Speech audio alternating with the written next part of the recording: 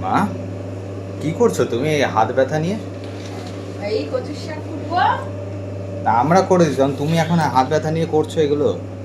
পরে তো ব্যথায় কাকু করবে। মেয়ে দেখেছো? মানুষেরা বসে থাকে, এই হাত ব্যথা নিয়ে কাজ করছে। পারবি করতে? তোরা পারবি কেন করতে? এগুলো তো আমি কেটে দিতে পারি। এই কাটতে জানিস তুই? কি করে নেবো কাট- বটিতে কি করে কেটে। কাটবি? কি করে কাটবি? ইজি তো।